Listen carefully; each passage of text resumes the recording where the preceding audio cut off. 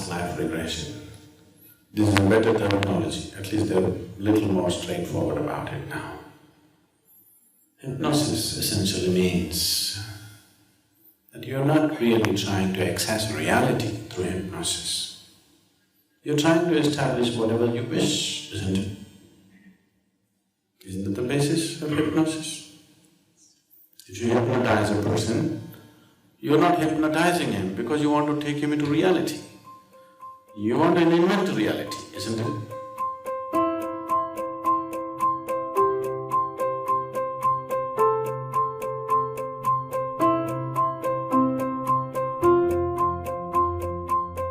If you want to take somebody into reality, you need awareness, which is just the reverse of hypnosis. Now that they are saying it's hypnotherapy, so they are going to invent another reality which they believe is going to correct you. So you are in one kind of problem, you're trying to balance it off with something else. It may work in short. If somebody is very sick, anything is okay. If it's going to help them a bit, it's okay. But if you're asking me as a spiritual process, definitely no. Regression, it's all just psychological nonsense generally, but suppose you can do it, let's say. You could go into past life regression. What I would say is, most human minds right now, the way they are, they cannot even handle one lifetime's memory. Just one lifetime's memory is freaking the hell out of them, isn't it? If you remember 10 lifetimes, your mind will crack up. Don't you think so? One lifetime's memory, people have become miserable. Just remembering the last 25-30 years, people have become utterly miserable. If you remember 10 lifetimes, I can imagine your state. So, nature has put a certain barrier and it's good.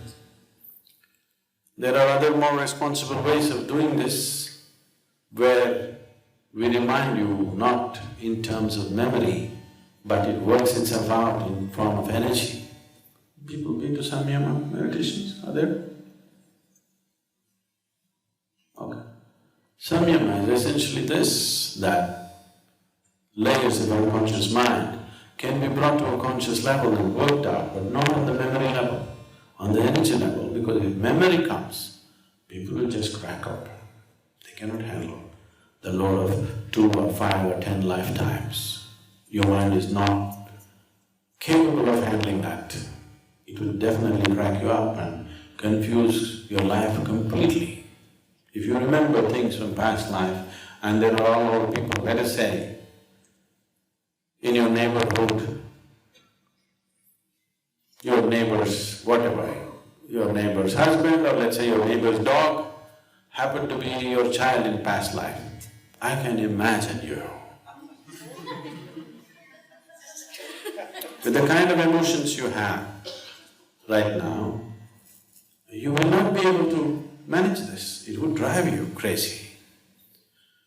So it would be utterly irresponsible. If somebody is capable of opening up past lives, it would be utterly irresponsible to open it.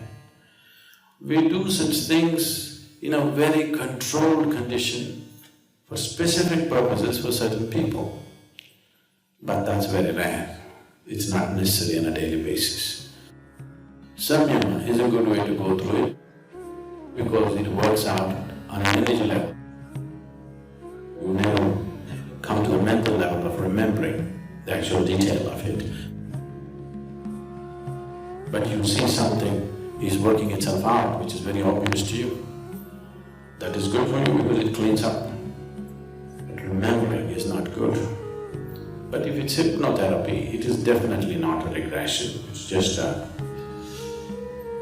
it's an attractive name, probably it's intriguing for people to call it regression. The moment you say it's hypnosis, I don't think it can be regression. Most of the regression processes that are happening are purely psychological manipulations. They don't touch anything with it.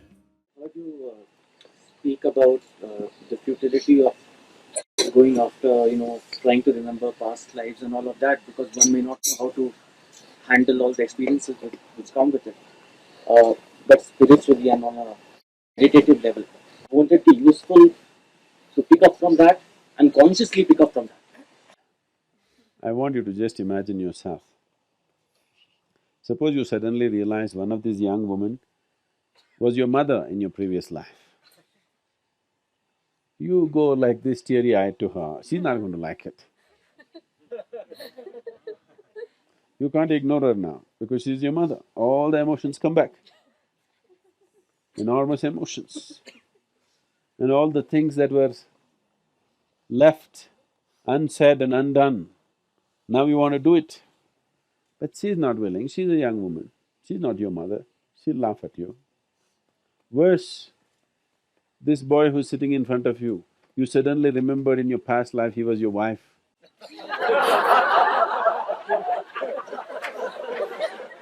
See, already you cannot deal with this, isn't it? You cannot deal with this. Current life's emotion itself is wringing you out, isn't it?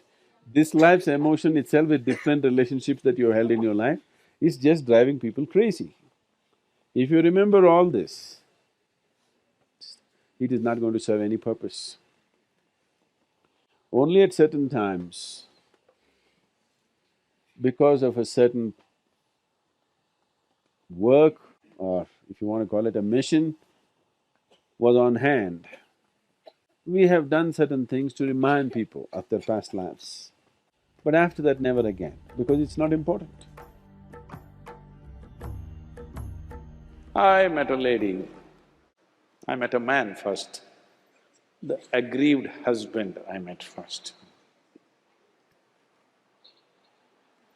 The man comes to me and, he moved from India to United States and he's doing very well there, successful, everything.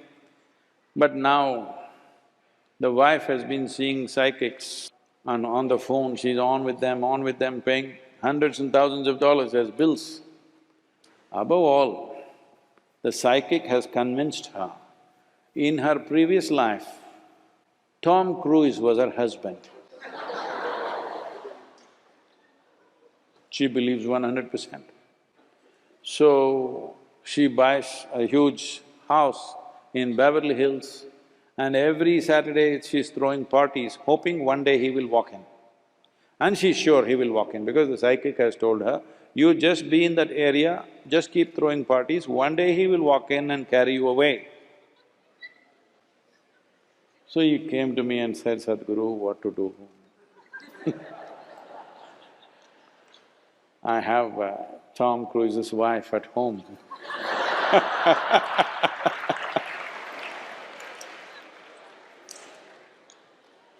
I said, okay, you send her to me, we will see. So I said, let her come to the engineering program. We had a retreat on the Great Lakes in Michigan. So beautiful resort and we have a engineering retreat, which we are not doing anymore. So she came for that. So as soon as she comes, she wants to meet Sadhguru, meet Sadhguru, meet Sadhguru. I said, no, go through the program, after that we will meet.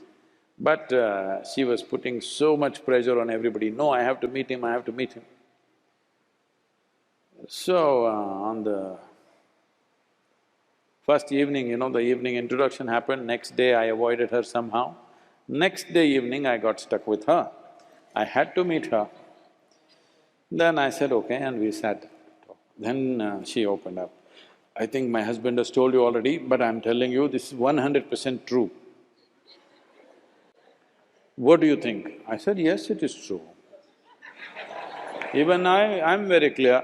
In your previous life, Tom Cruise was your husband, yes. She was very happy, at last she found a guru. Then I said, I also knew him very well in his previous life, but he was so ugly in his last life, but this time he's turned out pretty good. She said, what?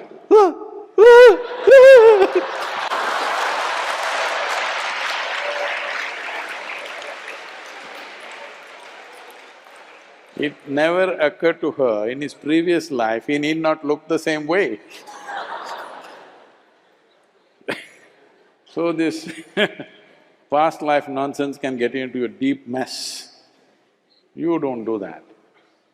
Handling this life well is important, very important. This is on hand. And another problem that people have is, Sadhguru, was I with you in your last life? I said, see, if you were with me and you didn't make it, I don't want to have nothing to do with you in this life. If you're a fresh candidate, let me look at you. If you're a failed candidate, what do I do with you? So I'm saying, all you will do is get into hallucinatory states of imagining all kinds of things. This is what you need to get out of, because mind has a million compartments. It can make up stories in such a way that you cannot imagine possible, it'll make it absolutely real. See, there are schizophrenic people, people who have multiple personalities. One case which has been recorded is a person having 32 full-fledged personalities, 32. But I'm telling you, mind has the capacity to generate 1,000 if you want. That is the capacity of the mind. Unfortunately, most human beings never explore it. If you give this much material to it, it can produce so much out of it. Like today, you program the computer, it can produce every permutation and combination that is possible from that little information. That's what your mind is doing in a much more complex way. So don't yield to this thing.